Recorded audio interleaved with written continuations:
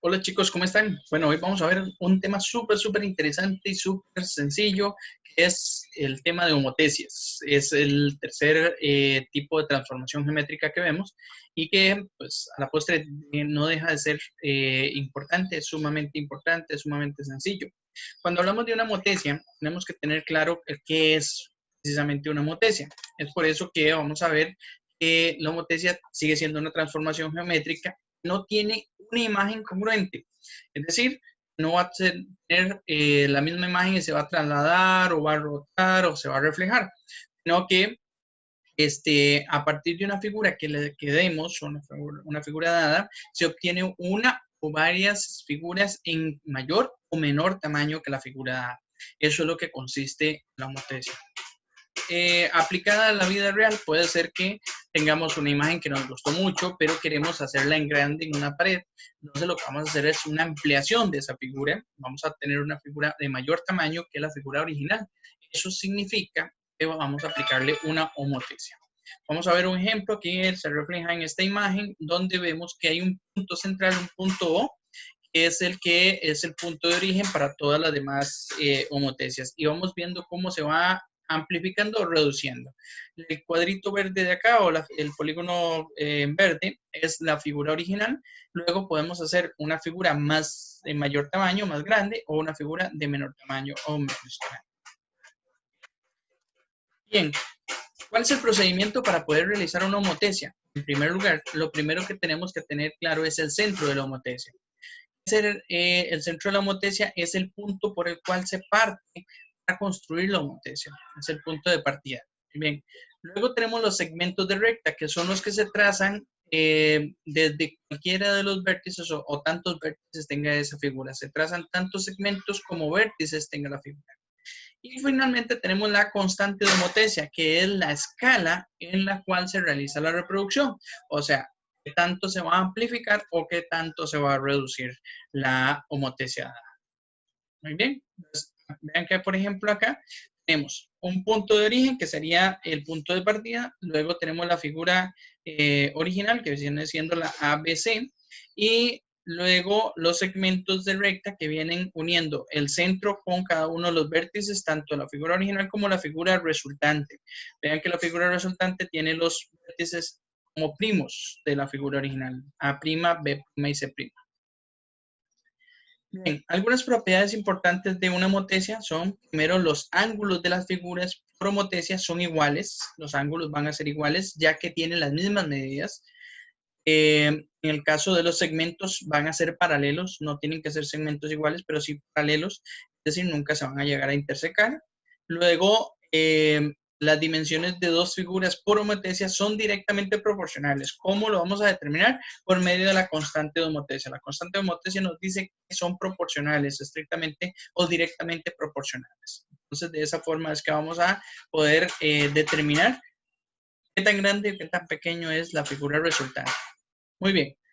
Ejemplo, si la constante de homotecia que la representamos con la letra K es mayor que 0, es decir, es positiva, entonces el vértice A y el vértice A' están al mismo lado del centro O. Se dice entonces que es una homotecia directa.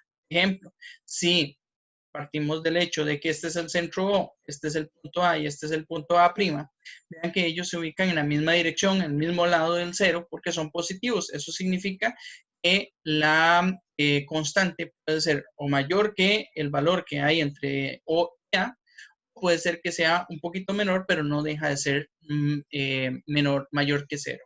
No deja de ser positivo específicamente. ¿Qué pasa si bueno, eso le llamamos homotecia directa? ¿Qué pasa si la constante de homotecia es menor que 0? O sea, pasa a ser negativa. Entonces, los puntos A y A' están en distinto lado del punto central o el punto 0. Por lo tanto, se dice que es una homotecia inversa. Se dice que es la homotecia inversa cuando entonces están en lados contrarios. Veamos que tenemos el centro O y tenemos el vértice A y el vértice A'. Se ubican en lados contrarios de O. Eso significa que estamos trabajando con una homotecia inversa. Vamos a ver un ejemplo en el cual podemos ver cómo se construye la homotecia tanto directa como inversa. Pues a partir de esta figura, tenerlo por acá, a partir de este ejemplo que está hecho en GeoGebra, podemos notar claramente cómo es que se construye una homotesia. Aquí tenemos la constante de homotesia que es K. Vamos a ponerla en el centro. A ver, acá está más o menos en el centro. Okay, ahí está, casi en el centro. Ahí está en el centro. Muy bien.